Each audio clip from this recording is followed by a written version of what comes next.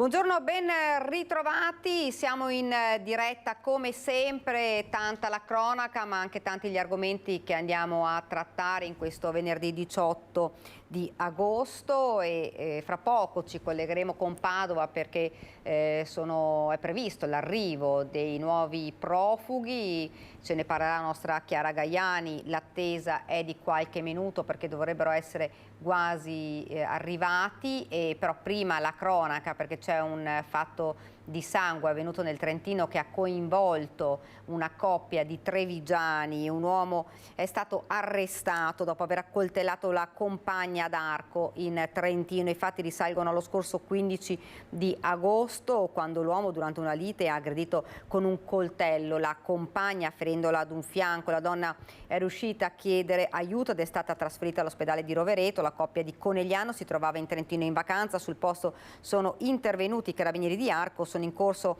gli approfondimenti da parte della Procura di Rovereto. Sulla vicenda vige il massimo riservo. Ed ora, come vi avevo annunciato, andiamo subito a Padova perché vedo la nostra Chiara Gaiani già pronta. Chiara, buongiorno.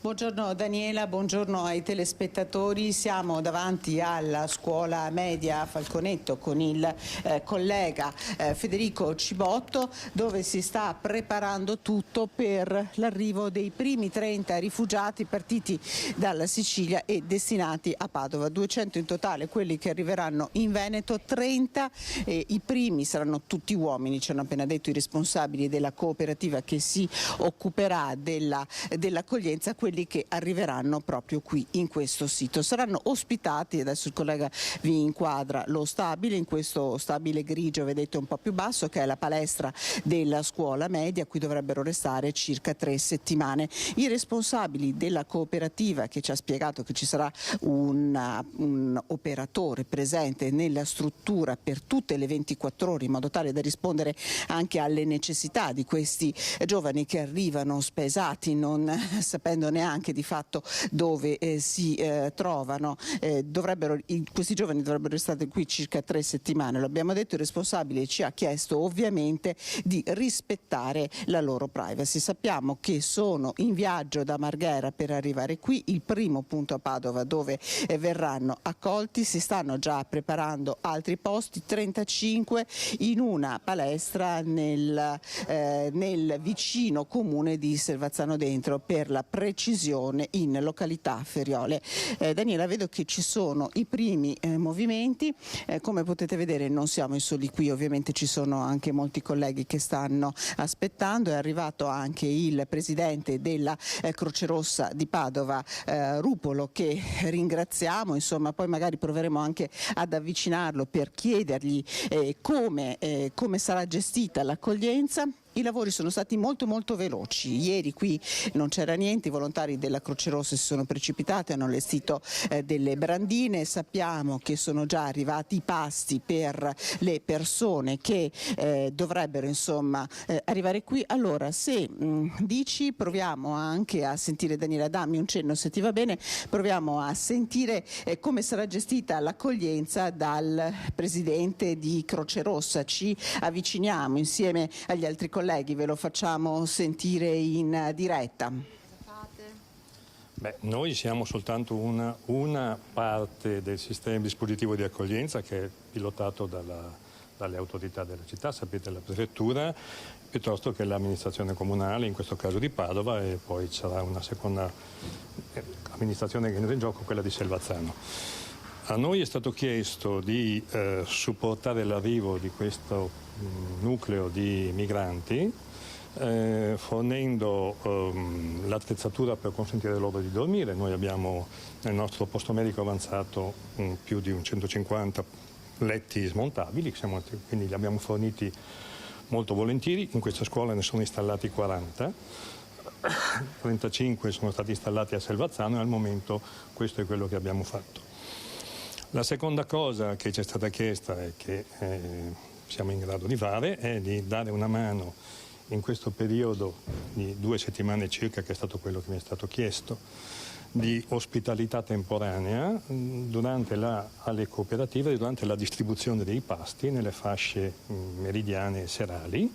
Quindi ci sarà un gruppo di volontari che daranno una mano in una fascia oraria di 2 ore circa attorno alla fascia meridiana e 2 ore circa in quella serale. E la terza cosa, ci è stato chiesto di fornire un team sanitario per fare una valutazione sanitaria di queste persone che arrivano ed eventualmente gestire le eventuali emergenze mediche che dovessero esserci. Questo team è già pronto e si presenterà in queste sedi secondo una scaletta di giorni che è stata concordata con la prefettura. Dico subito che siccome molto verosimilmente questi sono migranti che provengono dall'hotspot di Lampedusa, che l'hotspot di Lampedusa è gestito da alcuni mesi e sarà gestito fino alla fine del 2025 dalla Croce Rossa Italiana. Là ci sono 50 dipendenti e 70 volontari, fra cui ce ne sono sempre alcuni di Padova, in questo momento ce ne sono 2 di Padova, fra cui un'infermiera. Tutti i migranti che provengono da lì sono già stati sottoposti a una valutazione medica, quindi è molto difficile che arrivino qui delle persone con dei problemi medici aperti, in particolare di malattie infettive, che è questa la cosa sulla quale a Lampedusa noi come Croce Rossa prestiamo una particolare attenzione, oltre ad altre tematiche che arrivano ustionati per il viaggio nel mare, arrivano con segni di percosse, qualche volta arrivano gravide in fine di gravidanza, sono nati 3 bambini in una settimana. Ecco, quindi io ritengo che la parte sanitaria del nostro dispositivo sia sicuramente utile, sicuramente importante, ma mi sento di essere assolutamente, come medico, oltre che come presidente del comitato locale, rassicurante, visto che conosco bene il nostro dispositivo di Lampedusa, presso il quale lavorano i miei. Ecco, allora io direi, Daniela, che siamo ancora in attesa. Avete sentito le rassicurazioni anche dal punto di vista sanitario che sono arrivate dalla Croce Rossa Italiana, rassicurazioni molto importanti. Per ora vi dico che non c'è segno dell'arrivo dei migranti, quindi in questo momento, Daniela, io ti restituirei la linea pronta a riprenderla una volta che siamo in grado di mostrarvi le immagini dell'arrivo. Grazie Chiara, grazie davvero. Ovviamente noi aspettiamo la tua richiesta e appena tu ci dirai che stanno arrivando ti daremo nuovamente la linea. Intanto però rimaniamo a parlare di questo argomento perché ieri sono stati anche raccolti sono state raccolte le opinioni da parte dei cittadini. Come al solito c'è chi è favorevole, chi invece dice non siamo stati avvertiti. Insomma, i cittadini che si sono divisi su questa accoglienza proprio decisa e organizzata all'ultimo momento, come avete sentito da Chiara Gaiani, insomma tutto organizzato nella giornata di ieri. Sentiamo dunque le testimonianze raccolte dai cittadini. La palestra della scuola media Falconetto nel quartiere Forcellini ospiterà temporaneamente alcuni dei richiedenti asilo. Abbiamo chiesto ai residenti del quartiere cosa ne pensino di questa iniziativa. Almeno non sono d'accordo. Sì, perché dopo ti sai cosa può succedere, è vero? Non lo sapevamo, non c'era stato detto, non eravamo a conoscenza di questa cosa qui. E cosa ne pensate? In realtà non la trovo una cosa negativa né per il quartiere né per Padova in generale. Ma per me non c'è nessun problema, no? Non saprei cosa dire. Sono qua uno studente, quindi per me mi sembra giusto, non so. Sì, 30 è un bel numero per questo quartiere.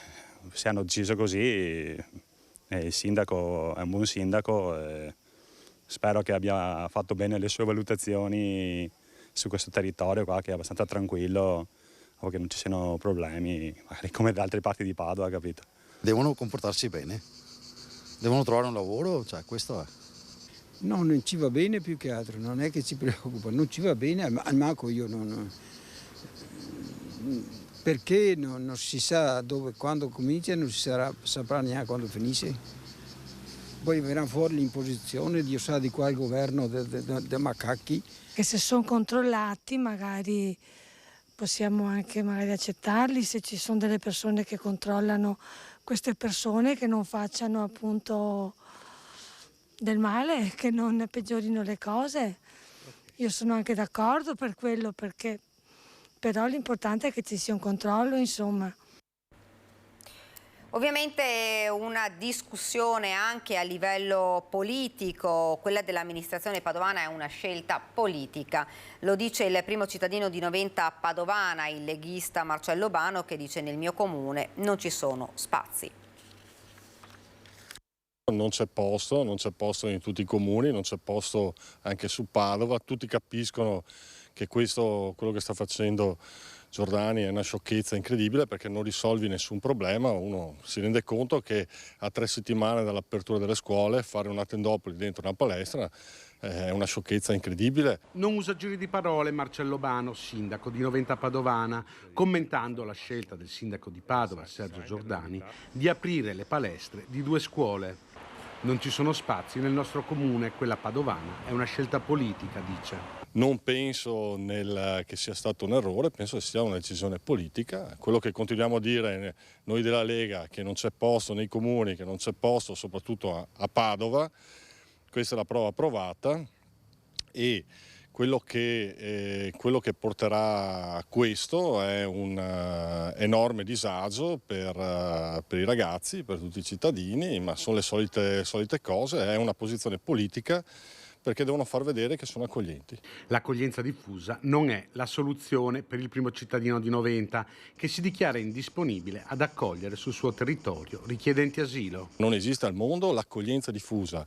È una sciocchezza incredibile, è una fake news che viene detta ai cittadini per tenerli calmi. Non risolvi nulla, continuano a sbarcare, bisogna bloccare gli sbarchi, bisogna fare i respingimenti. Questo è quello che bisogna fare come governo. Un argomento che ovviamente continuerà a far discutere. Fra poco noi poi ci ricollegheremo con la nostra Chiara Gaiani per vedere se sono arrivati questa trentina di richiedenti asilo. Una trentina sono i primi, poi ne arriveranno altri in Veneto, anche vicino a Padova ne sono già previsti, già un'altra palestra è stata allestita, l'avete sentito, dunque vedremo un po' che cosa accadrà anche nelle prossime ore con questa emergenza, l'emergenza migranti. Ora parliamo però di carburante, un'altra emergenza che è quella del carburante alle stelle, situazione davvero difficile, insostenibile, lo hanno detto gli automobilisti, ma c'è anche un appello da parte dei benzinai al ministro Urso. Ce ne parla il nostro Christian Arboit, che si trova a Signoressa. Christian, buongiorno. Sì, buongiorno Daniela, anche da parte di Alberto Pivetta che sta curando la parte tecnica. Ci troviamo, come dicevi tu, a Signoressa, lungo la Feltrina in un distributore. Questi sono i prezzi applicati in questo momento. Come vedi, la super senza piombo è a 1,909 al litro, 1,903 la Supreme Diesel, 1,819 la diesel. Questo ovviamente è il prezzo applicato al self-service e tra l'altro è abbastanza basso, comunque inferiore alla media. Ci sono diverse auto, camper che stanno facendo benzina. Chiediamo a questo ragazzo: buongiorno, salve, siamo in diretta su Antenna 3, posso chiederti com'è fare benzina in questo periodo, la benzina alle stelle? Ah, guarda, fa schifo per il rapporto qualità-prezzo, però dai, non ci lamentiamo, insomma c'è sempre, quindi... C'è una sorta di abitudine, anche rassegnazione da parte degli automobilisti. Questo sì, speriamo vada meglio, speriamo che ci sia un tetto, un qualcosa, più che altro perché la gente che va a lavorare, io per fortuna no, però la gente che va a lavorare diciamo che si trova un po' spiazzata certe volte. Diciamo un tetto al carburante o comunque ritornare a tariffe calmierate? Con le possibilità di mercato, con quello che ci va dietro, poi purtroppo non sono io che devo studiare queste cose, che devo andare a mettere questi limiti, quindi più di dire che la benzina costa troppo... Grazie mille, davvero buon viaggio. Insomma, sono le storie di tutti, cara Daniela, la storia di questo ragazzo. Qui con noi c'è Moreno Parin. Moreno Parin, insomma, lo conoscete tutti, è il referente dell'Associazione Gestori Carburante Treviso, la sigla più rappresentativa della marca trevigiana. Parin, siamo un po' alle solite, ci stiamo vedendo spesso in questi mesi, sulle montagne russe, verrebbe da dire. A che punto siamo? Lei continua a monitorare attentamente i prezzi della benzina. Una fotografia della situazione tra le pompe della marca. La situazione, diciamo che è normale, siamo perfettamente in linea con i prezzi dei mercati internazionali, cioè non c'è nessuna speculazione, non c'è nulla di nulla. È un fatto normale. Oggi la benzina a livello mondiale costa così e in Italia la concorrenza sta funzionando bene, ma non da oggi, e non esattamente per merito d'Urso dei suoi cartelli, ma per effetto che in Italia, grazie a una serie di impianti nuovi e altro, la concorrenza si è ben sviluppata. C'è qualche caso straordinario, tipo l'impianto in autostrada che vende attualmente la benzina a 2,7, ma si invece fa tanta confusione, tanta scena, andavano sull'impianto e il gestore aveva spiegato che è un caso particolare dovuto a una contenziosa fra compagnia e gestore, e la compagnia, per mettere fuori gioco il gestore, gli ha aumentato il prezzo di vendita. È chiaro che il gestore l'alternativa non ha che metterla lì, quindi tanto fumo ma niente arrosto. E quindi Parin, dobbiamo abituarci a prezzi così alti, perché comunque restano prezzi alti per le famiglie? Allora, i prezzi sono alti, sappiamo tutti che è per merito delle accise, merito per modo di dire. Se noi guardiamo i dati europei, l'Italia è da anni che il prezzo netto delle tasse è inferiore a Germania, Austria, Francia. Oggi come oggi il prezzo in Italia netto delle tasse è 5 centesimi meno di quello in Germania, quindi non è che siamo evasori, speculatori o altro, semplicemente applichiamo la legge del mercato. E quindi questo significa, Parin, che anche il margine proprio degli operatori, dei benzinai, è inferiore a quello dei colleghi europei? È chiaro, noi sappiamo che in Germania, sia per come sono strutturati gli impianti, sia per i margini dei gestori, il gestore lì è veramente un signor imprenditore. In Italia ormai mi permetto di dire che rischia di essere morto di fame perché viaggia a 3 centesimi e mezzo al litro. Capirete che poi ci paga il 2% magari di commissioni bancarie, e quindi questo ci rimette su 100 euro di acquisto di carburante fatto da noi in Italia. Il gestore normalmente ha un guadagno lordo, mi raccomando lordo, di 2 euro. Nessuno ci crede, cioè fanno fatica a crederci quando diamo questi numeri. Quindi diciamo guadagno lordo netto? Netto 2 euro al litro, e poi devo pagare luce, energia elettrica, luce, telefono, riscaldamento per l'impianto, tutte le tasse che ci sono. Quindi insomma il margine è veramente risicatissimo. Il margine è molto risicato e non ne diamo fuori, perché comunque le compagnie petrolifere purtroppo hanno il controllo totale sugli impianti, e qui la responsabilità è molta da parte dei sindacati nazionali e ovviamente del governo, che chiude un occhio perché probabilmente gli va bene così. E gli va bene così, ma a questo punto lei ha lanciato un appello, ha scritto una lettera anche al ministro Urso. Che cosa si deve fare? Intervenire sulle accise una volta per tutte? Ed è la solita storia o serve fare altro? Allora, ci sono due linee di intervento, una che porterebbe a una riduzione minima di 2-3 centesimi più al litro, non di più, che è la famosa ristrutturazione della rete, cioè se qui a Signoressa noi togliamo 2 impianti non è che il prezzo vada giù, 2-3 centesimi, non oltre, perché comunque questo lo dico perché siccome noi abbiamo prezzi già inferiori della media europea, che hanno reti molto migliori delle nostre. Potrebbe ridurre le accise? Sì, ma qualcuno deve anche dire dove poi vanno a pescare quei miliardi che servono per ridurre le accise. E qui è la solita storia, quindi se vogliono ridurre le accise anche di 50 centesimi possono farlo, devono recuperare 10 miliardi di euro da qualche parte, o con maggiori introiti o con maggiori spese. E questo è il punto, quindi mi piacerebbe che i politici non facessero promesse che poi non possono mantenere. Ultimissima battuta, Parin, anche questa mattina la Guardia di Finanza di Treviso ci ha confermato che i controlli sono in corso, i controlli sui prezzi che tanto avevano fatto discutere anche nei mesi scorsi. La Guardia di Finanza sta operando a livello nazionale. Vi sentite ancora bersagli? Ci sentiamo ancora bersagli perché non capiamo perché continuano a controllare solo i gestori, mentre dovrebbero controllare anche molte altre cose.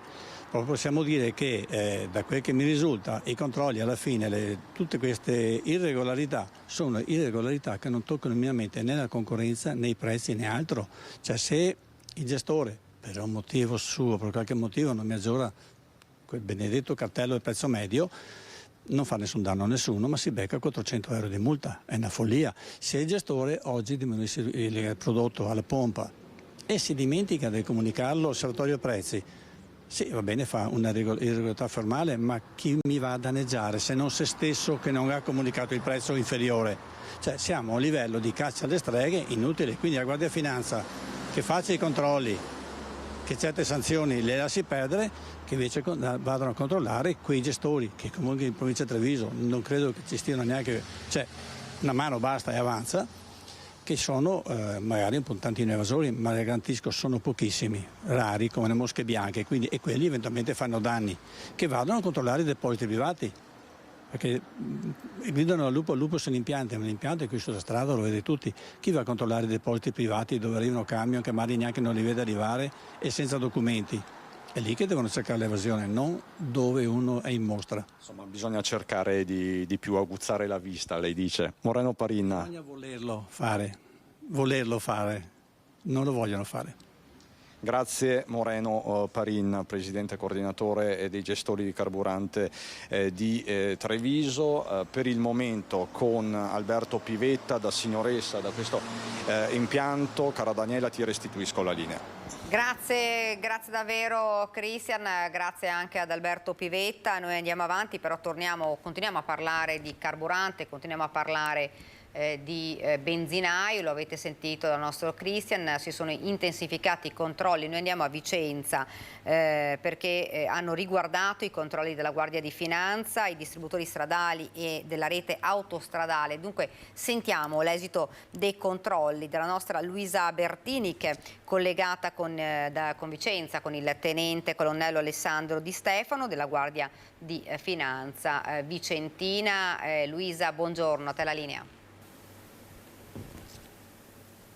Sì, buongiorno a voi, buongiorno ai nostri telespettatori. Siamo in compagnia del tenente colonnello Alessandro Di Stefano della Guardia di Finanza di Vicenza, perché in questi giorni sono stati intensificati i controlli alle pompe di carburante. Ecco, qual è stato l'esito dei controlli? Su cosa vi siete concentrati, soprattutto sui prezzi?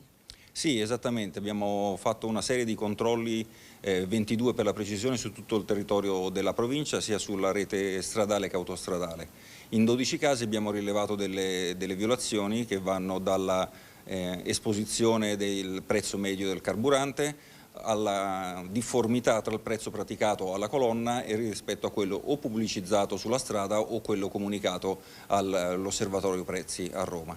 Ecco, spieghiamo meglio che cosa significa difformità. Difformità è che purtroppo il prezzo alla colonnina era superiore a quello comunicato o pubblicizzato lungo la strada, ovvero comunicato all'osservatorio prezzi, quindi un maggior costo per i contribuenti che si affacciavano a quel distributore. Ecco, diversi comuni interessati da questi controlli, andiamo da Valdagno a Bassano. Sì, sostanzialmente sono stati impiegati tutti i reparti della provincia di Vicenza, per cui veramente andiamo dall'altopiano di Asiago, Bassano, verso Tiene, fino ad arrivare a Noventa Vicentina, insomma tutto il territorio. Diciamo che è un fenomeno che viene monitorato soprattutto in questo periodo di ferie e di vacanze. Assolutamente sì, un'altra attività che svolgiamo sempre su tutto il territorio è anche il controllo delle autocisterne lungo le vie. Infatti sono stati superiori ai 100 i controlli fatti sulla documentazione e sulla regolare trasporto delle merci della benzina. Io ringrazio il tenente colonnello Alessandro Di Stefano e restituisco a voi la linea allo studio. Grazie davvero Luisa. Noi continuiamo con la cronaca, andiamo nel Trevigiano. Ne avevamo parlato proprio ieri di una persona che aveva creato del panico in una sagra, quella di Altivole, ed è stato chiarito e fortunatamente circoscritto l'episodio che aveva generato un certo allarme la sera del 16 agosto scorso in una sagra paesana nel comune di Altivole, dove presso uno stand gastronomico era stato spruzzato da ignoti dello spray urticante che aveva causato leggere irritazioni a 2 avventori. I carabinieri hanno infatti identificato il presunto autore del gesto, un giovanissimo della zona, poco più che maggiorenne che faceva parte di un gruppetto di coetanei. Dai primi accertamenti la boccetta, forse scambiata per profumo, era stata prelevata dalla borsetta di una ragazza della comitiva del giovane in questione, che ne aveva spruzzato il contenuto poco distante. Un maldestro gesto goliardico, come emerso dai riscontri sinora raccolti dai militari dell'Arma, che hanno quindi escluso altre ipotesi quali l'utilizzo dello spray per compiere altri reati, come purtroppo la cronaca in passato ha mostrato. Al momento non sono state presentate delle querele in relazione a questa vicenda. E continuiamo con la cronaca da Vicenza, perché la Procura di Vicenza ha aperto un fascicolo per omicidio stradale sull'incidente che è costato la vita la sera di Ferragosto alla studentessa 21enne della Facoltà di Biologia di Padova, Valentina Cracco, residente a Nanto nel Vicentino. La vettura della giovane era stata tamponata da un'auto e scaraventata contro un altro veicolo. Indagato è un 26enne che risiede a Villaga, sempre nel Vicentino. I magistrati hanno disposto una ricostruzione tecnica dello schianto. Sotto sequestro sono finite tutte e 4 le auto coinvolte. È stata disposta anche l'autopsia sul corpo della ragazza. E a Trento, perché sono riprese questa mattina intorno alle 6 le ricerche di Massimo Pizzoli, il giovane di 25 anni originario del Veronese, scomparso lo scorso 15 agosto nel fiume Sarca-Dro in Trentino. Le operazioni nel fiume si sono di una zona caratterizzata fra l'altro dalla presenza di grandi sifoni e camere d'acqua, erano state interrotte ieri alle 18 e sono ricominciate proprio questa mattina alla luce delle difficili condizioni delle ricerche. Fino ad ora hanno dato purtroppo esito negativo ed è prevista una nuova valutazione delle operazioni. Sul posto stanno operando i vigili del fuoco, volontari di Dro assieme al corpo permanente di Trento, con 2 sommozzatori e 3 operatori del nucleo SAF, Speleo Alpino Fluviale. Ed ora andiamo invece nel Padovano e torniamo a parlare dell'autovelox di Cadone, che ieri sera i multati si sono dati appuntamento davanti alla prefettura di Padova per un sit-in. Ai nostri microfoni le loro storie e le loro richieste. Quante multe ha preso? 21 multe. E probabilmente ne arriveranno delle altre nei prossimi giorni, adesso non lo so ancora. So sicuro che ho pagato fino adesso 11 multe per l'importo di 1.100 euro e le prossime 10 che ho da pagare sono altri 1.100 euro. Sono 26 anni che percorro per quella strada per andare al lavoro e non ho mai avuto un incidente, mai fatto un'infrazione. Sono 32 anni che ho la patente e non ho mai avuto multe da questo punto di vista per eccesso di velocità. Io ne ho prese 6 per il momento e le ho presi in motorino e scooter. Non la faccio mai quella strada perché lavoro a Pontevivo d'Arzare. Dovevo comprarmi uno scooter nuovo, sono andato alla Honda, l'ho fatta per 5 giorni, avanti indietro, ho preso 6 multe e penso altre 4 in arrivo, che è 460 euro meno 6 punti della patente. E le ho prese col motorino vecchio e anche con quello nuovo, che ero così contento quel giorno che tornavo. Adesso quanti punti ha? Beh, allora io ancora adesso ne ho 30, però 3 multe mi sono arrivate, le ho pagate 2 settimane fa e sono 3 punti a multa, sono 9, devono ancora togliermeli, ma li tolgono tra poco. Le altre 13 multe sono comune al Cadoneghe. Fai conto, se 3 per 16 sono 48 punti, è più di una patente e mezza. Io mi chiedo come faccio, io prendo un po' più di 1.000 euro, lavoro su una cooperativa sociale, non è che sono ingegnere. Adesso non so come fare, speriamo che le cose almeno ci vengano incontro con qualcosa, almeno i punti della patente per andare a lavoro. Per poco ne avrò prese perché ho guardato sul portale, ne avrò prese circa 15-20 al momento. Tutte di che dimensioni? Allora ne ho da 190, 138, 60 e 40. Quindi possiamo stimare almeno 4.000 euro? Ma probabilmente un po' meno, però, perché poi spero non siano tutte altissime. Beh, voi la considerate un'ingiustizia? Certo che sì. Un casco pieno di multe? Non dico niente perché se parlo rischio... Non voglio parlare perché di sicuro vengo denunciato per istigazione a delinquere, terrorismo e robe gravi. Le chiedo solo una cosa, quante ne ha prese? Sono arrivato a 8, però sono fermo al 7 luglio. Io ho lavorato fino al 27 prima di andare in ferie, per cui l'ultima che mi è arrivata è arrivata il 7 luglio e penso che me ne arrivino 1 o 2 al giorno per i prossimi giorni. E fra i multati dell'autovelox di Cadone che ieri erano davanti alla prefettura anche un medico di base che teme per la sua patente e rischia di non poter andare ad aprire l'ambulatorio. Tutti aspettano dal sindaco Marco Schiesaro notizie il 21 di agosto. Io quella strada la faccio tutti i giorni, 2 volte al giorno. Premetto che prima sono stata medico di base, guardia medica a Campo San Piero, quindi per me sono 12 anni che faccio quella strada. Andata e ritorno, mai preso una multa. Da praticamente primi di agosto sono cominciati a fioccare queste multe e ad ora sono 9. Antonella Bordin vive a Padova, ma il suo ambulatorio di medico di base è a Tre Baseleghe. La preoccupazione è grande per i suoi assistiti, ma anche per tutti i multati come lei, che come velocità massima ha toccato i 61 all'ora, racconta. Ora, se mi decurtano oltre tot punti di patente e mi ritirano la patente, per me significa non poter più assistere 1500 pazienti a Tre Baseleghe, perché io ho bisogno dell'auto per andare a trovare i miei pazienti allettati, non è che posso andare in bicicletta. Quindi io spero in un atto di non dico di clemenza, ma di umiltà da parte del sindaco di Cadone, che rendersi conto che forse c'è stata una mala informazione, che forse un passo indietro farebbe bene a lui e a tanti altri cittadini che in questo momento si trovano in gravi difficoltà economiche, ma non dimentichiamo anche a livello psicologico, perché non siamo criminali e siamo stati trattati come tali.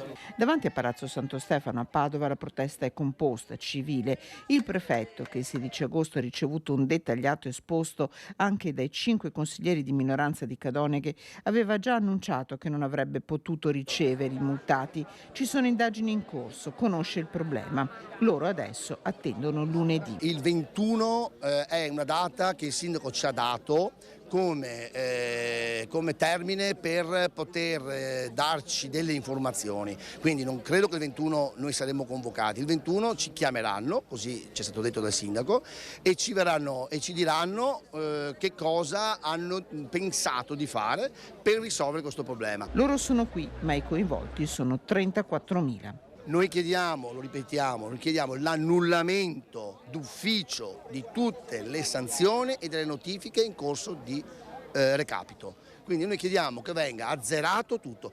Chiaro che quelli che hanno già pagato, e sono quelli dell'inizio, perché un po' sprovvisti eravamo tutti, ecco, ci hanno detto già che chi ha pagato non può chiedere il rimborso. Quello ormai, va bene, non importa, quello è andato.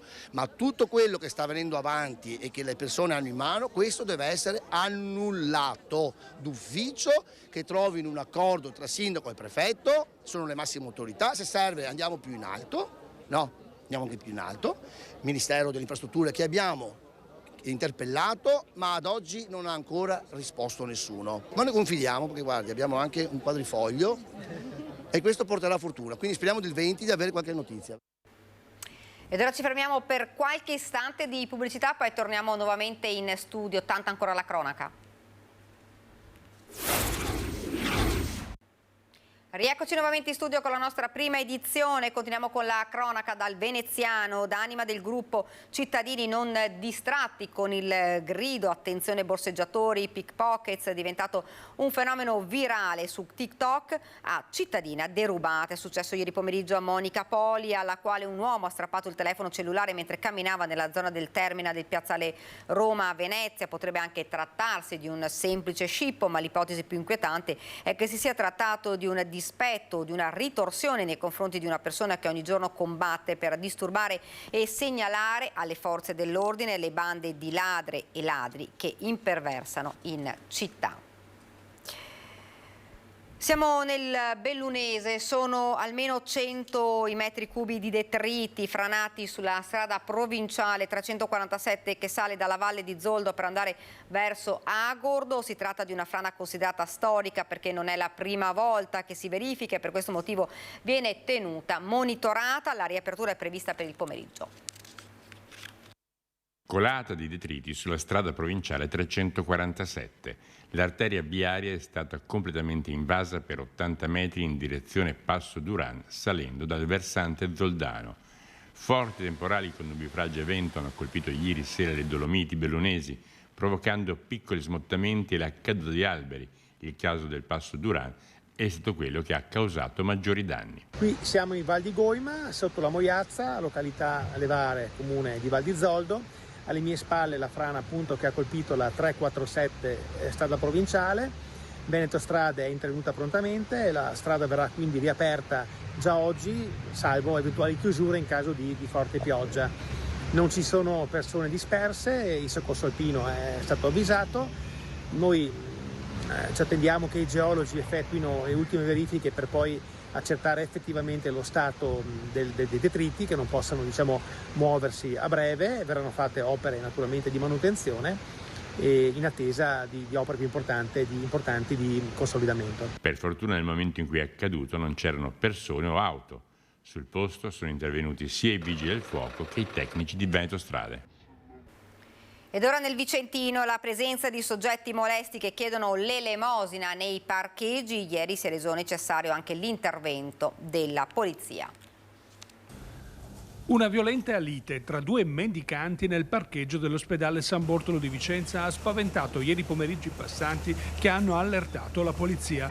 Gli agenti della squadra volanti, subito intervenuti, hanno bloccato i due soggetti e li hanno identificati. Uno dei due, un cittadino nigeriano di 39 anni, è risultato essere pregiudicato con vari reati a suo carico per reati contro la persona, il patrimonio e l'uso di sostanze stupefacenti.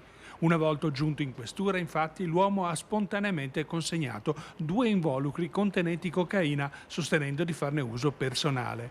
Per questo è stato sanzionato amministrativamente e segnalato quale assuntore. Vista poi l'ennesima aggressione e lite in cui è rimasto coinvolto e i gravi precedenti a suo carico, il questore ha disposto l'avvio della revoca del permesso di soggiorno. Ed ora andiamo a Padova, dove c'è stato un principio di incendio in una casa di riposo, paura ma per fortuna nessun ferito a Piove di Sacco, dove si è sviluppato un principio di incendio all'interno della casa di riposo. Mancavano pochi minuti alle 7 quando i vigili del fuoco sono intervenuti nel centro servizi anziani di via San Rocco a Piove di Sacco per un principio di incendio sviluppatosi nel locale tecnico che ospita le bombole di ossigeno. Nessun problema per gli ospiti della struttura che non sono stati interessati dall'evento a dare prontamente l'allarme il personale della casa di riposo che ha richiesto l'intervento dei vigili del fuoco arrivati dal distaccamento di Piove di Sacco. L'uso di estintori ha permesso di spegnere le fiamme in maniera rapida. Sono in corso indagini per determinare le cause del principio di incendio. Ed ora nel Veneziano con un incidente stradale, l'uscita di San Stino di Livenza in direzione Trieste sull'autostrada A4 è stata chiusa a causa di un incidente avvenuto verso le 9:15 quando un furgone si è rovesciato abbattendo anche un palo della luce. Nell'incidente sono rimaste ferite 4 persone, di cui 3 lievi ed una in maniera più seria che è rimasta incastrata nel mezzo. Sul posto sono intervenuti l'elicottero del SUEM 118, i sanitari, i vigili del fuoco, la polizia stradale per i rilievi, oltre ovviamente al personale di Autostrade Alto Adriatico e mezzi di soccorso meccanico. Al momento non ci sono ripercussioni sul traffico lungo la 4, ma Autostrade Alto Adriatico invita a consultare il sito www.infoviaggio.it per avere notizie in merito e per evitare ovviamente le code. Ed ora invece andiamo a Venezia, dove per noi c'è la nostra Ilaria da Salzano. Parliamo dell'omicidio di Mestre, perché questa mattina c'è stato l'addio ai funerali a Lorenzo Nardelli. Ilaria. Buongiorno allo studio, buongiorno ai nostri telespettatori. È una giornata di lutto oggi a Salzano, dove qui nella chiesa del paese stamattina sono stati celebrati i funerali di Lorenzo Nardelli, il 32enne che è stato trovato morto all'interno dell'ascensore di un condominio di Mestre e sulla cui morte si sta indagando e si sta cercando di capire quali sono stati i motivi, visto che sono stati fermati 2 cugini moldavi. È stata una cerimonia, questo è stato il giorno del dolore, non certo il giorno delle polemiche. Hanno voluto evidenziare proprio anche i familiari una volta usciti dalla chiesa. Sono state spese delle parole molto profonde sia da Don Giulio, che ha celebrato la cerimonia, che poi in chiusura dalla zia di Lorenzo. Un ragazzo definito fragile, un ragazzo figlio di una famiglia di artisti, un ragazzo amante della montagna, dello sci e del mare. La zia ha anche raccontato che aveva proprio salvato delle persone qualche anno fa, ma sentiamo uno stralcio dell'omelia di Don Giulio. Vogliamo ricordare Lorenzo come un giovane assetato di vita, una passione di vita che si manifestava con la passione per il mare, per il lavoro, per la montagna, per le sue amicizie. Un giovane Lorenzo che portava dentro di sé, come tutti noi, anche lui, le sue fragilità. E malgrado i suoi sforzi anche delle persone che gli volevano tanto bene, faceva fatica a dire queste fragilità. E forse per questo Lorenzo era amatissimo, come figlio, come fratello e come amico. E per questo grande amore di cui è stato circondato, è difficile oggi ed è duro sopportare quello che gli è accaduto. Queste erano le parole di Don Giulio Zanotto, poi ascolteremo anche nel corso della giornata delle altre nostre fasce informative anche le parole che la zia ha voluto dedicare da parte di tutta la famiglia a Lorenzo. Mentre le indagini stanno proseguendo, l'autopsia che è stata disposta dal sostituto procuratore ha accertato che a procurare la morte di Lorenzo sia stata una frattura cranica e secondo gli inquirenti sarebbe stato proprio picchiato a mani nude dagli aggressori all'interno dell'ascensore. Questo però hanno voluto sottolineare i familiari, è solo il giorno del dolore e del ricordo. Qui da Salzano è tutto, restituisco la linea allo studio. Grazie davvero a Ilaria Marchiori. Ovviamente continueremo a parlare anche di questo argomento nel corso dei nostri telegiornali a partire dalle 19 con il telegiornale di Venezia. Parliamo adesso però di un'altra violenza, che è quella di alcuni minorenni che hanno picchiato a Bibione un 33enne che li aveva rimproverati, picchiato e fra l'altro sono stati identificati e sono stati trovati in possesso di armi da taglio. Vediamo il servizio e poi lo commentiamo, perché ve lo presento subito. Lo psicoterapeuta Mirko Casteller. Buongiorno, intanto grazie per essere qua. Grazie a voi dell'invito, buongiorno ancora. Parleremo di questo perché purtroppo non è la prima volta e ci siamo trovati insomma, a parlare di minori e a parlare di armi bianche. Quindi vediamo il servizio e poi lo commentiamo. Ho visto un po' di casino, diciamo così, chiamiamolo così, là avanti, ma io ero qua, avevo della gente e non sono riuscito a capire come cosa perché. Una brutta cosa comunque, non dovrebbero succedere queste cose qua. Noi è 23 anni che siamo qua in gelateria, non abbiamo mai visto una cosa così. Che ho chiesto un po' in giro a questi ragazzi che loro hanno visto, ma anche loro dicono che questi ragazzi hanno preso sto signore, presumo, l'hanno picchiato, ma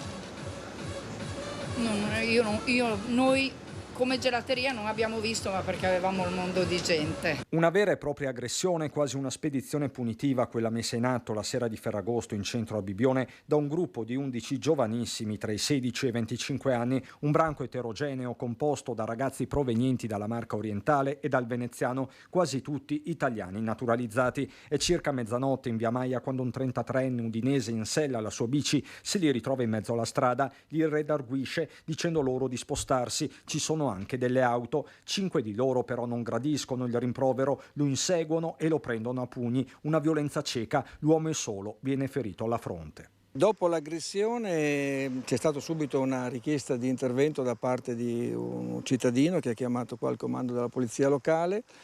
L'agente che era in servizio in centrale operativa è riuscito attraverso il sistema di videosorveglianza a inquadrare subito la zona che era teatro dell'evento, ha fatto immediatamente quello che era più giusto fare e sono intervenute 2 pattuglie che erano in servizio in quel momento. A supportare la polizia locale arrivano anche i carabinieri. I ragazzi vengono rintracciati nel piazzale delle Corriere, stanno prendendo un bus per Bibione Pineda, direzione una discoteca. L'autobus è stato fermato grazie anche alla prontezza dell'autista, sono stati fatti scendere i passeggeri che non interessavano ai fini dell'intervento per evitare problemi di ordine pubblico più gravi. I ragazzi sono stati identificati. Oderzo, Motta di Livenza, Cessalto, Porto Gruaro, Fossalta e Varese, i loro luoghi di residenza. A un ragazzo di Fontanelle viene sequestrata una roncola, recuperati anche un bilancino di precisione dell'Ascis, pure un coltello a serramanico. Un fatto isolato in una stagione tranquilla, dice il vice sindaco, decisivi gli occhi elettronici puntati su ogni angolo della cittadina. Certo che le telecamere non servono a niente se poi non c'è chi le guarda, quindi l'occhio tecnico va bene, ma ci vuole poi l'occhio umano che analizza, decide come è meglio procedere. Mirko Casteller, una roncola, coltelli a serramanico, ormai siamo abituati a parlare, per fortuna lo ricordiamo e lo diciamo, non tutti i giovanissimi sono così, ovviamente, però ce ne sono diversi. Abbiamo visto anche aggressioni nel Trevigiano, un omicidio nel Trevigiano proprio ai danni di un 17enne, a colpirlo è stato un 18enne e sempre partiti da casa con delle armi. È un fenomeno che sta crescendo. Purtroppo è un fenomeno fortemente in crescita e direi che siamo davanti a un'emergenza psichiatrica. Forse è la prima volta che una nazione come la nostra si trova in una condizione del genere, però purtroppo è anche un fenomeno diffuso a livello europeo. La vicina Svizzera ha adottato una task force importante di alleanza tra le forze dell'ordine per accentuare la repressione nei confronti dei minorenni, modificando anche una parte del diritto penale rivolto a queste figure. Le cause le dobbiamo purtroppo ancora una volta ricercare principalmente in quella esperienza che è stata fatta durante la pandemia. Sono stati troppo nei social, oggi continuano a vivere in quelle realtà lì e lì il processo è quello primordiale degli esseri umani, che è l'imitazione. L'uomo apprende attraverso l'imitazione, li imitano e nella realtà non riescono a distinguere. Il coltello, l'arma bianca, rappresenta forse l'arma più facile da procurarsi e in qualche modo gli dà una sorta di appartenenza al gruppo e di sicurezza nella relazione e nella difesa con gli altri. Che cosa nascondono? Immense fragilità. Questa è una generazione fragile come nemmeno nessuno di noi ha mai vissuto precedentemente e penso di poter compensare tutto questo con l'uso della forza. Come si può aiutare questi ragazzini? Abbiamo visto poi ovviamente nel gruppo, l'ho detto anche lei, si sentono ovviamente più forti. Abbiamo visto anche in questo fatto di cronaca solo per un rimprovero, perché erano in mezzo alla strada. 5 di loro hanno iniziato insomma, a colpire e a picchiare insomma, una persona, un 33enne che è stato fra l'altro ferito. La cosa strana e paradossale è che presi singolarmente sono dei bravi ragazzi. Sono quei bravi ragazzi che noi abbiamo a casa, che magari passano un sacco di ore connessi nei social, però singolarmente sono dei bravi ragazzi. In gruppo cambiano, sono una vera e propria metamorfosi, si adattano e si cercano la copertura del gruppo per le azioni forti. Alla base che cosa c'è? Una mancanza totale di rispetto delle regole. Perché in 3 anni non hanno dovuto rispettare le regole. Le regole erano quelle del perimetro della camera da letto, erano quelle del rimanere in famiglia, erano quelle della formazione a distanza. Sono usciti, hanno preso una gran paura, perché questi sono soggetti che hanno avuto panico e paura dal periodo di repressione del Covid e nel gruppo cercano la sicurezza. Che cosa bisogna fare? Purtroppo la metodologia è una metodologia di monitoraggio del territorio, però il rispetto delle regole e l'azione forte da parte delle forze dell'ordine nei confronti di questi ragazzi non è più rinviabile. Questo io mi rendo conto che queste possono essere delle parole forti, me ne rendo conto, e non è certamente uno dei percorsi, degli atteggiamenti più significativi in termini terapeutici, però il rispetto delle regole è necessario. Davanti a un coltello non possiamo... La famiglia deve essere la prima. Ma non ci sono dubbi, davanti a un'arma bianca L'azione immediata deve essere quella di bloccare e far comprendere che non si può fare. Tutti i percorsi di riabilitazione, psicoterapeutici, successivi, certamente e anche preventivi, indubbiamente il sistema sanitario li mette in piedi, però esiste un tema di rispetto di quelle regole. Le regole si rispettano se si conoscono e si sanno quali siano le conseguenze. Ripeto, prima in Svizzera, uno degli slogan in Svizzera è: tua madre non vuole venirti a trovare in prigione. Questo è lo slogan svizzero oggi. Cioè, qui vicino a noi stanno utilizzando queste parole, che sono parole importanti, che sono parole che possono condizionare. Indubbiamente quello che sta succedendo è un'azione, come dicevo prima, di allarme psichiatrico, ma lo abbiamo detto 2 anni fa, 2 anni e mezzo fa. Il Covid, la repressione nei giovani avrebbe sviluppato forme aggressive. È quello che sta succedendo. Allora mi viene una domanda, se non ci fosse stato il Covid, questo fenomeno non sarebbe cresciuto? Io ho la convinzione che il Covid è un effetto importante, collaterale, ma l'integrazione tra più etnie in un contesto di un tessuto che sta cambiando sta innescando dei meccanismi che abbiamo visto in altre parti del mondo. Il Covid che cosa ha fatto? Ha fatto accelerare e l'Italia non è pronta ad affrontare queste dinamiche. E riceve un intreccio di etnie? Assolutamente, la presenza multietnica di seconda e terza generazione tende a favorire, lo si è visto in altri paesi a livello mondiale, interessi, prospettive, visioni diverse anche nel rispetto stesse delle regole. L'America ne è un esempio. Nell'America l'origine multietnica è stata più volte elemento di confronto non solo tecnico ma anche fortemente politico. Quindi noi oggi abbiamo davanti una società diversa. Certo. Quei ragazzi che noi vediamo tranquilli in casa, fuori non sono così. La responsabilità è famiglie, mi permetta. È importante, però è marginale. La famiglia non può essere il luogo in cui vengono scaricati i problemi della società. La società oggi ha un problema di cambiamento in atto e la famiglia ne è parte, ma non può essere la soluzione a situazioni limite come quelle che stiamo vivendo. Però mi domando come può un genitore, in un caso può succedere, in un altro può succedere, ma com'è possibile che nessuno dei genitori sappia che il proprio figlio, e parliamo di ragazzini, parliamo di quindicenni, anche 14enni a volte, parliamo insomma di ragazzi che sono veramente giovanissimi, non riescono ad accorgersi che escono con dei coltelli in tasca.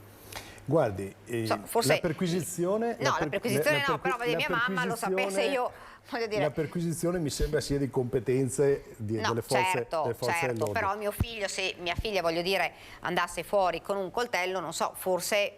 o con gruppi che magari mi fanno pensare che non sono proprio gruppi, no? Cioè, in qualche maniera com'è possibile che la famiglia non si riesca ad accorgere di questo? I social che cosa rappresentano? I social rappresentano il più delle volte un luogo piacevole di parcheggio degli adolescenti, nei quali sapere di avere un adolescente in casa che utilizza i social e che è nella sua camera da letto, è un ragazzo tranquillo, non preoccupa, in fin dei conti che cosa fa? È connesso con il mondo, però è a casa.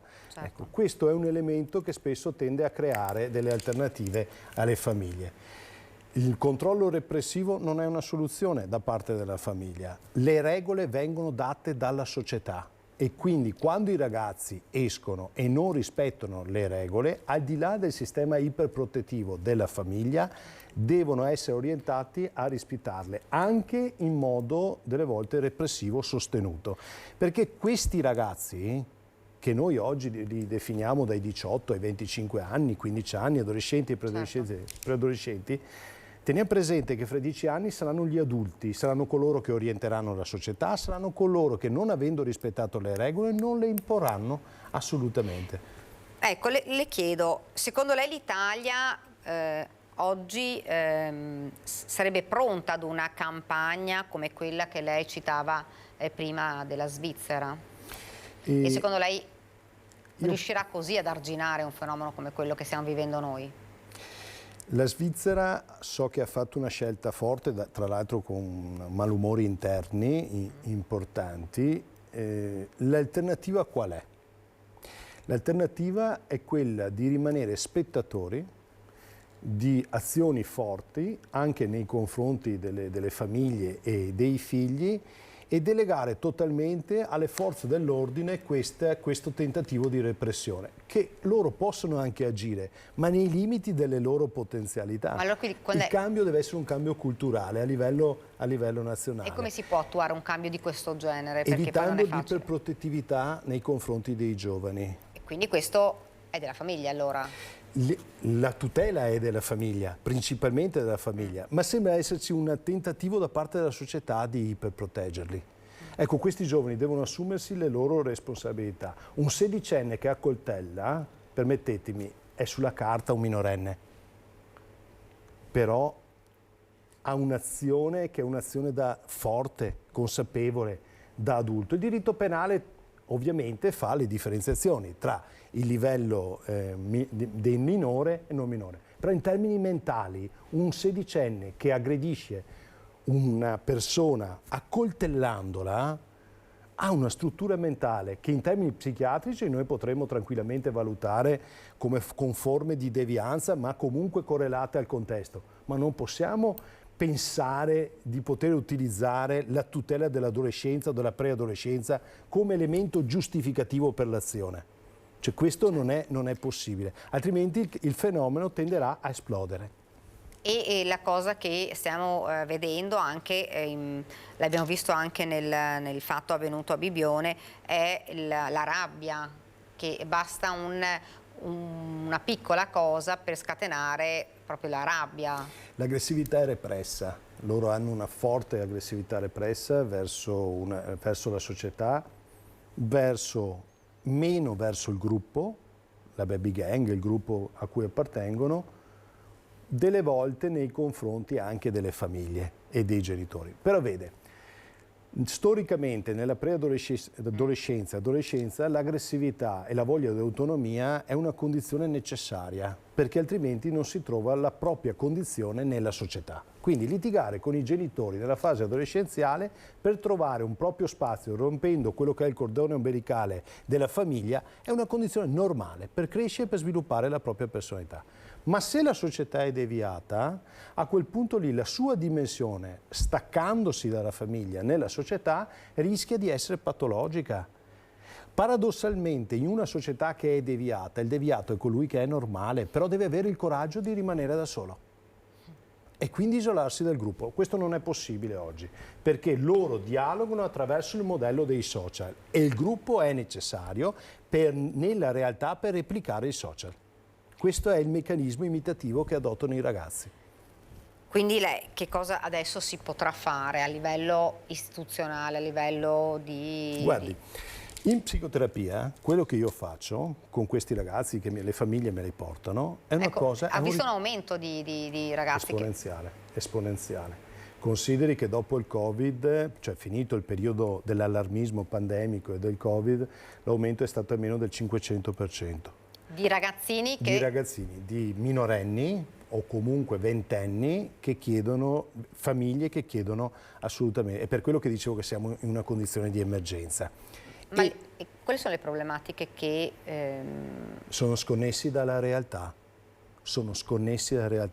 vivono forme di dissociazione di personalità. In terapia l'azione che noi facciamo come professionisti è proprio quello di far comprendere, di ritornare alla realtà. Spesso raccontano le proprie vite immaginandole come allo specchio, perché lo specchio è la rete. E quindi per loro è importante come camminano davanti allo specchio osservando l'immagine riflessa, non se stessi.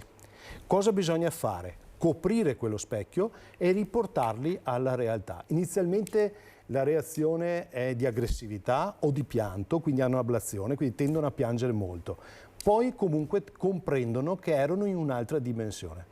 Questo è quello che sta succedendo ai ragazzi. Che età hanno i ragazzini che le famiglie portano a lei e che hanno portato lei in questo periodo? Dai 14-15 anni fino ai 21 anni, 22 anni. Però la crescita esponenziale è stata nella preadolescenza, dai 15 ai 18 anni, 14, 15, 16 anni, con condizioni di famiglie veramente allarmate. Il primo sintomo che si vede, che è standard nel 95% dei casi, è l'isolamento. È un bravo ragazzo, però continua, o ragazza, e continuano a stare in camera. Io non riesco a capire perché continuano a stare in camera. Ma che cosa c'è, dottore? Glielo posso far vedere? Si chiudono nella propria cameretta o in spazi ristretti. Anche ora, nell'estate. E che cosa, ad esempio, questa, se fosse un ragazzo, la ragazza che cosa potrebbe nascondere? Quello dietro? che ho notato tra le figure maschili, quindi i ragazzi e le ragazze, è l'aggressività. Nelle figure maschili, dove noi ci aspetteremo nei ragazzi una maggiore aggressività, paradossalmente in questo periodo storico l'aggressività è minore di quelle femminili. Quindi le ragazze in gruppo hanno forme di aggressività maggiori rispetto, e anche questo è un modello in termini stereotipati che non eravamo abituati ad affrontare assolutamente. E il dialogo anche in spazi ristretti avviene attraverso lo smartphone. Le piazze oggi si riempiono perché c'è il tantan dei social. Pensiamo adesso alla Riviera, quindi il Bibbione, il Caorle, il Jesolo, per andare fino in Friuli, a parte di Lignano. Bene, in quei luoghi si riuniscono dopo che si sono riuniti nei social, poi arrivano nella piazza fisica. Se non c'è quello stimolo, rimangono in casa, rimangono nei loro appartamenti.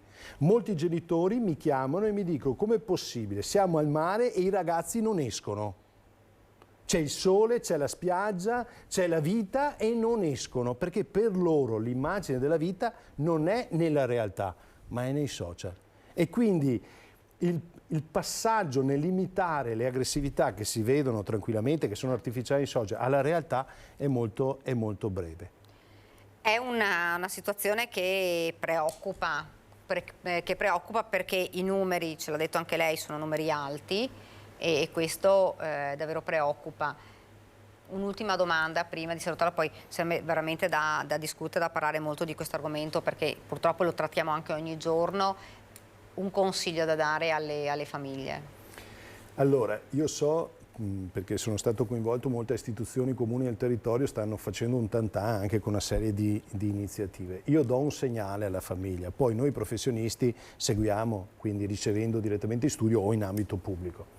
Il segnale forte che va dato è: se voi vedete segnali di isolamento del vostro figlio, quindi il perseverare per ore sui social e sullo smartphone, tanto da non apprezzare la relazione con gli amici, che è essenziale nella fase adolescenziale per costruire la propria personalità, quello è il primo campanello d'allarme. Da lì a passare ad aggregarsi poi nella realtà in gruppi, e per appartenere a quei gruppi agire con azioni forti, è molto ravvicinato il passaggio. Quindi i primi segnali per le famiglie: se succede questo, avvicinatevi a chi può darvi una mano come i professionisti. I percorsi non sono lunghissimi in termini terapeutici, sono un po' faticosi per questi ragazzi, perché dobbiamo strapparli dalla rete, sradicarli dalla rete, mantenendo una relazione, perché non possono uscirne, per riportarli a quella che è poi la vita reale. È un immenso lavoro, e visti i numeri è di una faticosità che richiede, ripeto, interventi, servizi sanitari che si stanno strutturando e che per fortuna nella nostra zona hanno preso per tempo le misure di un fenomeno come questo, che, ripeto, è un'emergenza psichiatrica, va trattato come una patologia. Io ringrazio davvero Mirko Grazie Castellè per essere stato con noi, la ringrazio davvero. Ci fermiamo qualche istante di pubblicità, poi torniamo in studio. Siamo tornati nuovamente in studio, vi presento subito gli ospiti che ci hanno raggiunto. Marco Della Pieta, Fratelli d'Italia, sindaco di Spresiano, buongiorno. Buongiorno a tutti i telespettatori. E Antonella Tocchetto, Partito Democratico, buongiorno. Buongiorno a voi e a tutti i telespettatori. Dunque, argomento: fra pochi minuti dovrebbero arrivare la trentina di profughi a Padova, che saranno sistemati in una palestra, abbiamo sentito prima dalla nostra Chiara Gaiani, per circa 3 settimane. Ovviamente argomento che ha scatenato qualche polemica, chi era d'accordo, chi invece non lo è. 3 settimane, anche perché poi inizia anche l'anno scolastico, per cui alcuni sindaci anche del Padovano ci dicevano dopo come si può fare, i ragazzi devono andare a scuola, devono andare in palestra e la palestra invece è occupata. Situazione insomma sicuramente difficile. Partiamo subito da Antonella Tocchetto. È un argomento ormai discusso più volte, che ovviamente di cui insomma alcuni sono favorevoli, altri contrari, lo sappiamo, abbiamo parlato di accoglienza diffusa, di hub, abbiamo parlato di tutto questo e adesso ne arrivano una trentina a Padova, un'altra trentina vicino Padova, ma in totale dovrebbero essere già 200 che arriveranno nel Veneto, almeno per quanto è stato detto. Beh, allora sarebbe facile ricordare a Fratelli d'Italia, ma comunque anche al sindaco, sarebbe facile ricordare che hanno vinto, allora una parte della loro forza e successo elettorale era che gli sbarchi sarebbero finiti. In realtà sono quasi raddoppiati rispetto all'anno scorso, ma a prescindere da quello, perché dobbiamo ricordare tutto e penso che anche Marco sarà d'accordo che stiamo parlando di persone, quindi le persone in questo momento qua stanno magari facendo delle traversate pericolosissime e molti di loro purtroppo muoiono. Ma detto questo, io sposo in toto e sono anche rimasta abbastanza colpita dall'uscita del sindaco di Treviso, che non è certo della mia parte, essendo io come noto del PD, che ha detto intanto accoglienza diffusa, e il sindaco Mario Conte è anche presidente dell'ANCI Veneto. Accoglienza diffusa, ha sposato la posizione di Giordani, che in questi giorni sta appunto accogliendo le persone, l'accoglienza diffusa dicendo non possono essere tutti a Treviso, dove c'è la caserma di Dossonna, o a Oderzo, dove c'è l'altra caserma che ospita, ma devono essere spalmati. Per cui chiudo facilmente dicendo mi aspetto che il sindaco di Spresiano accolga almeno 20-30 ecco, immigrati. Io non so se ci fa rivedere le immagini, perché se non sbaglio sono arrivati a Padova i primi 30 richiedenti asilo. Vediamo, è il pullman, probabilmente questo che li sta occupando. Sentiamo Chiara Gaiani.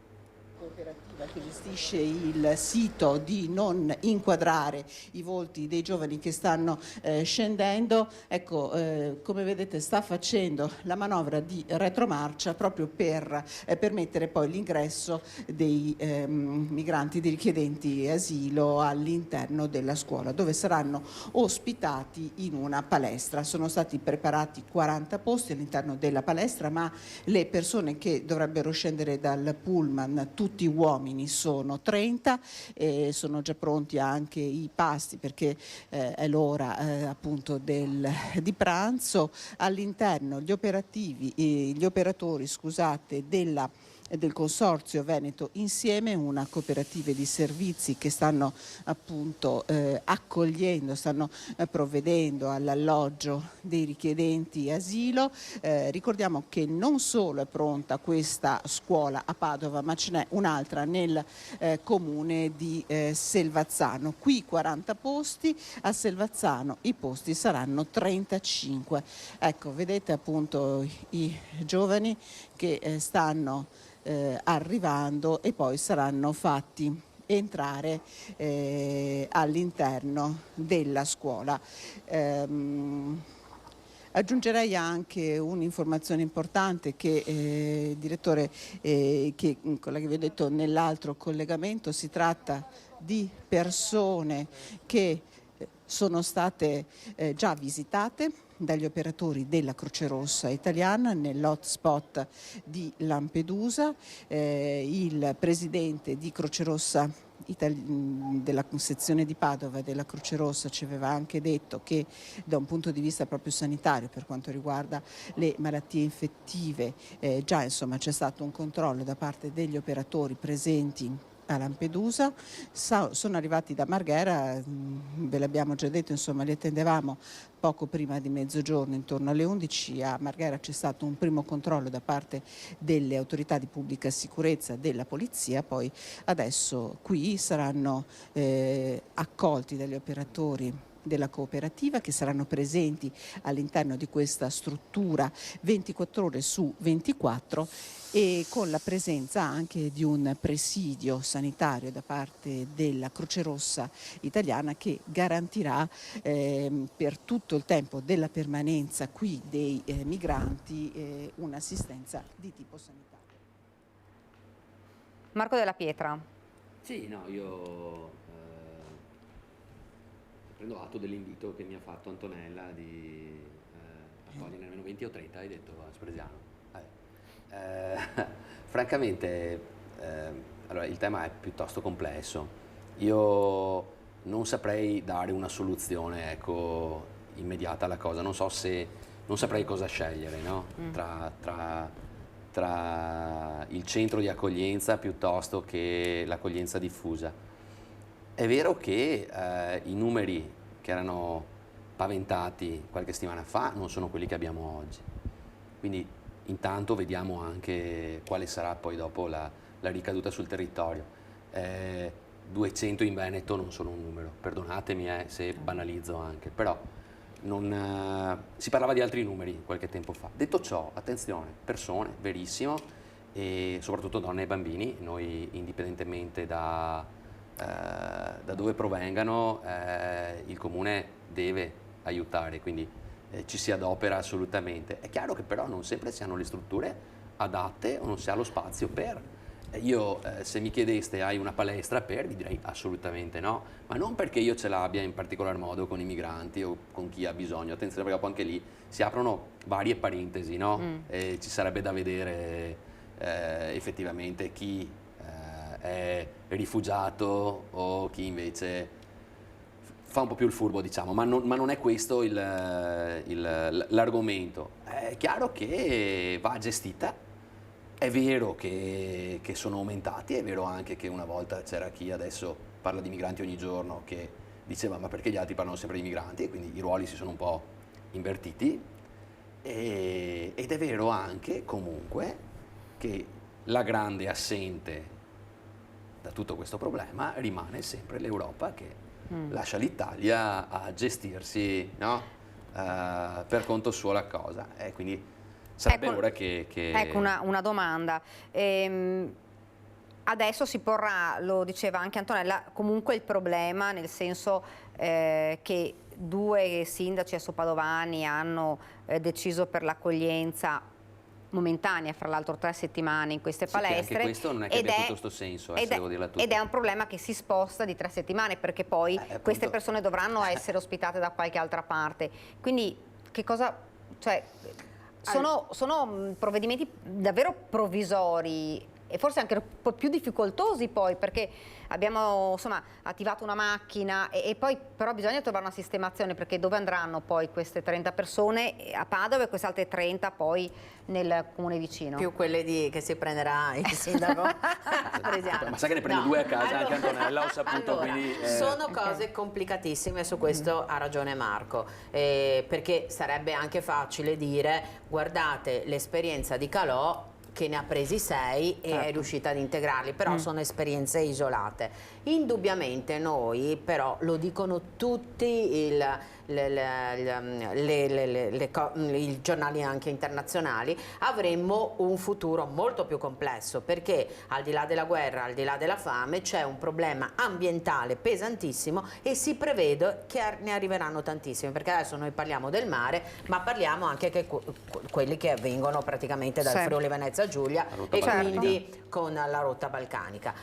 La questione è sicuramente complicata, però quello che punto l'accento, e lo chiedo proprio al sindaco, visto che è di quel partito là, cioè sicuramente la Meloni è andata in Europa 300 volte, è anche molto amica della Presidente, è amica della von der Leyen, non riesco mai a dire il nome, e ha tentato, come io suggerirei anche, perché non vi prendete Minniti che alcune cose le aveva sistemate, ha tentato accordi con l'Africa subsahariana e anche con il Marocco, la Tunisia, però la Tunisia sappiamo che è una gravissima crisi economica, purtroppo dico, perché era invece uno stato in cui si investiva molto. La Libia non è controllabile, quindi è praticamente impossibile fermare la cosa. Non so a cosa servono tutti questi incontri internazionali e europei, che poi alla fine la Meloni fa, compresa l'Albania, ma non porta a casa risultati. Per carità, 2024 chiudo, ci saranno le elezioni europee, vediamo cosa succederà. Ma in questo momento qua gli incontri sono tanti, ma la ciccia è poca. E questi continueranno ad arrivare, perché chiudo velocissimamente, non arrivano più solo in agosto, ma arrivano fino a novembre. Ecco, fra l'altro Antonella citava il sindaco di Treviso, Mario Conte, però ad esempio il sindaco di Noventa Padovana, che è leghista, Marcello Urbano, ha detto: nel mio comune non ci sono spazi, e dice dobbiamo attivare una politica di, insomma, di blocco, diciamo così, di questi sbarchi, e cominciare a, insomma, a farli tornare indietro. So, Antonella, questo dicevo, quello che diceva il sindaco Marco Della Pietra. Sì, io non trovo, cioè, entrambe le posizioni sono lecite. Io non vedo tutta sta disputa, ecco. Mi aggancio un attimo a quanto detto adesso da Antonella, no? Tutte queste riunioni, tutte queste cose, poi dopo se non le si fanno, la sinistra arriva e dice: ma perché non le fate? Quindi fa parte un po' del gioco politico, quindi va bene così. Io credo che la nostra Premier si stia dando da fare, e come. Credo comunque che sia nemmeno un anno che è al governo, una legislatura, voi mi insegnate, dura 5 anni. Mi auguro che in questi 5 anni, io per primo me lo auguro, che ci siano delle nuove prospettive in tal senso. È vero che la situazione contingente non è di certo delle migliori, perché un conto è se tu hai gli sbarchi in una situazione di apparente calma, no? Un conto è quando ce li hai con la situazione che giustamente narrava Antonella. Adesso veniamo fuori da un disastro, perché lasciamo stare il Covid, ma tutto quello che è avvenuto dopo, tra guerre e crisi, perché adesso tutti si dimenticano anche degli ucraini, ma e degli afghani ancora prima, perché tutte queste robe qua, no, vanno un po' nel dimenticatoio. Per cui ecco, credo che ogni cosa vada valutata anche rispetto alla situazione cogente. Detto ciò, vedete, non è semplice trovare una soluzione univoca alla cosa, e parlo a livello di accoglienza, quindi parlo ancora prima. Cioè parlo dopo che sono già arrivati, quindi non prima, perché anch'io sarei per una politica di aiuto lì. È chiaro che non è semplice, però è quello che mi auguro. Se non ci sono spazi, non è che possiamo inventarceli, tant'è che nessuno dice l'esperimento Calò non debba essere ripetuto. Io ho già vissuto la prima ondata nel 2016 e mi ricordo che sono stato chiamato dalla prefettura che mi ha detto: guarda che domani te ne arrivano tot, e io ho detto: guarda, non riesco a gestirli, e ho, tra virgolette, rispedito al mittente, ma senza avere le persone in comune. Cosa è successo? Che comunque sono arrivati non i 30, ne sono arrivati un po' meno. C'era non so se fosse un privato o una cooperativa che li ha gestiti, non hanno creato tutte queste problematiche, anche perché Spresiano, io ci tengo sempre a ricordarla, è forse uno dei paesi che più ha accolto l'ondata dei migranti che provenivano magari dall'Albania in quegli anni, gli anni 90, e che adesso sono un punto di forza per la nostra economia e anche per la nostra società. Quindi come accoglienza credo che Spresiano abbia forse da insegnare anche ad altri. Ecco, noi avevamo poi anche sentito, chiedo alla regia poi che se ci sono ancora le immagini non ci sono, ok, quando magari la Chiara chiederà la linea, noi siamo pronti. Abbiamo sentito anche tanti comuni del Veneto, e ce ne sono alcuni che sono detti favorevoli, però tanti altri che ci hanno detto, soprattutto poi comunque i comuni un po' più piccoli, tipo Ponte di Piave, dice: noi lì siamo pochi, sono piccoli comuni, per cui il rischio è che se la gestiscono sempre i comuni più grossi, comunque questa... Certo, allora sicuramente Treviso, anche con la caserma d'Osson, è un punto, la caserma Serena, è un punto di accoglienza abbastanza importante. Però io voglio, come dire, prendere il buono delle cose. E il dato è che ci sono. Il dato è che, se è vero quello che dice il sindaco Della Pietra, alcuni si sono integrati, bisognerebbe anche allora che i comuni si attivassero nelle politiche di integrazione. C'è da dire una cosa, che alcuni di loro, ma l'abbiamo riscontrato anche con i servizi sociali del comune di Treviso, hanno problemi psichiatrici importanti. Non perché nascono con problemi psichiatrici, ma perché hanno un vissuto terribile, e quindi questo si ripercuote. L'ho visto anch'io in alcune scene nella zona critica di Treviso, cioè Piazza Borsa e il supermercato, dove le situazioni di gestione all'interno del supermercato di queste persone spesso è dovuta ad abuso di alcol, ma non perché è volontario, ma perché, come dire, si trovano in una situazione di grande difficoltà, non parlano la lingua e hanno problemi seri, e questo è indubbio c'è.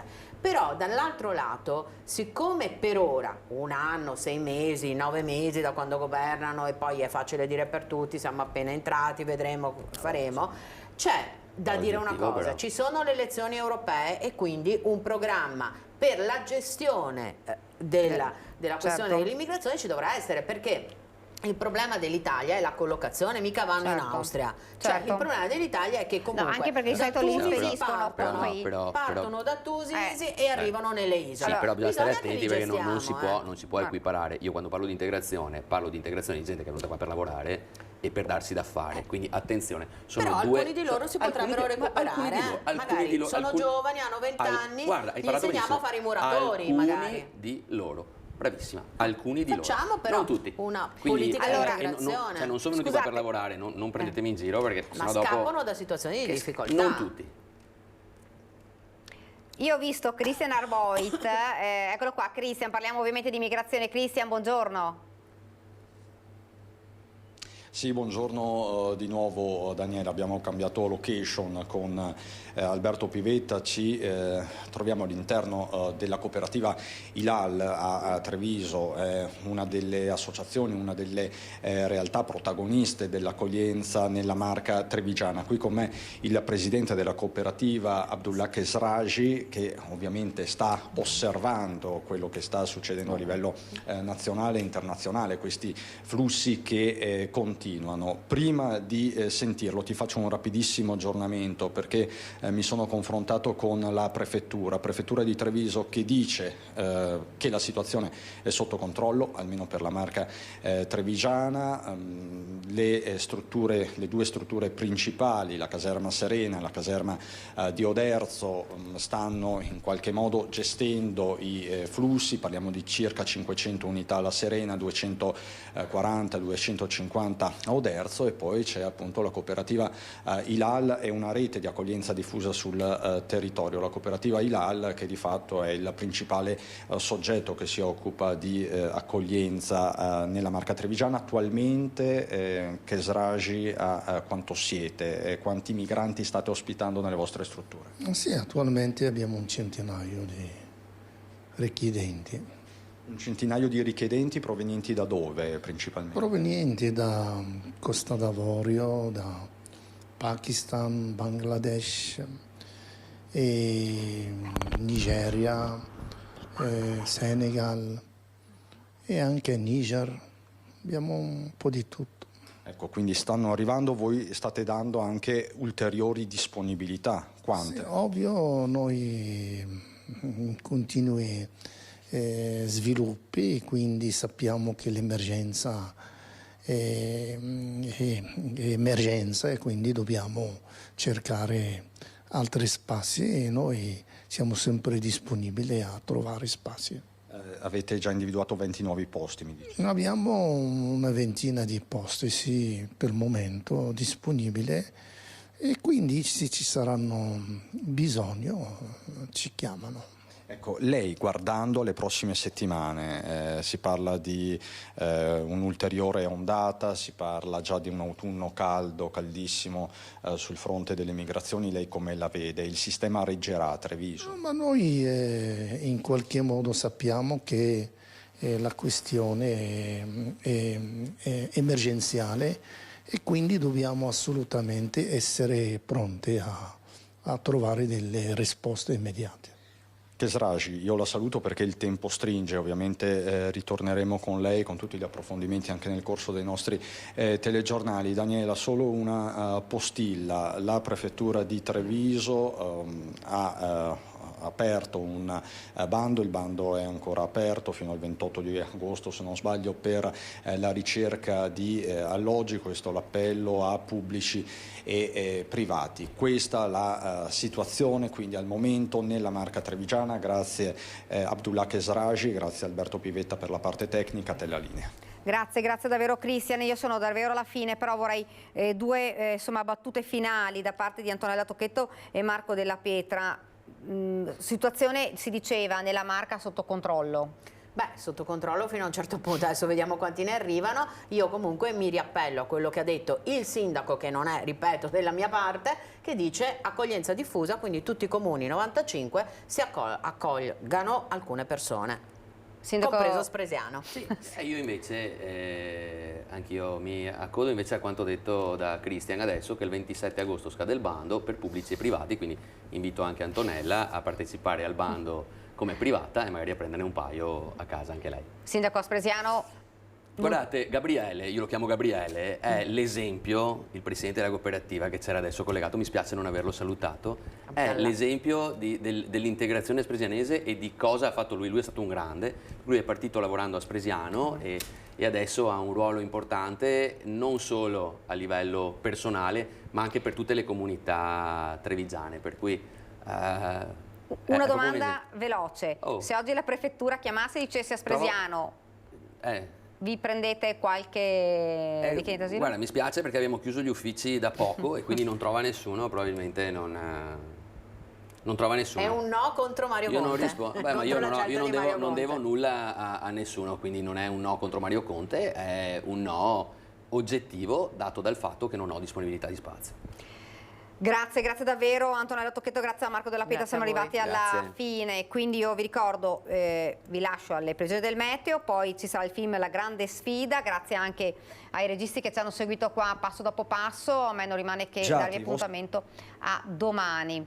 Grazie davvero e arrivederci. Grazie a voi.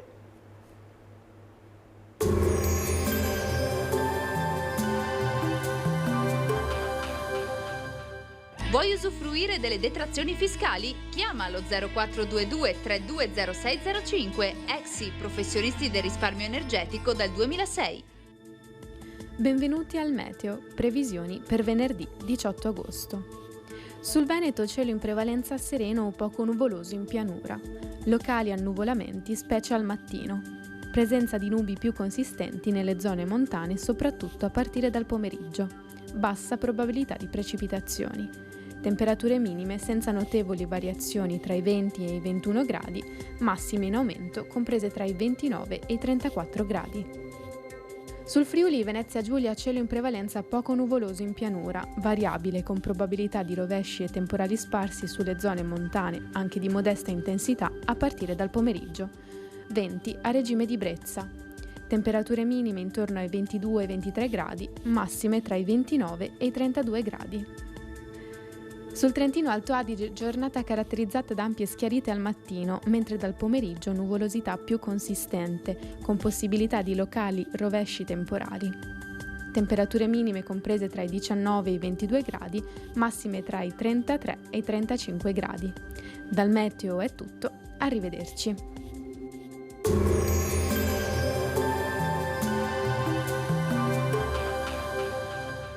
Vuoi usufruire delle detrazioni fiscali? Chiama lo 0422 320605, Exi, professionisti del risparmio energetico dal 2006.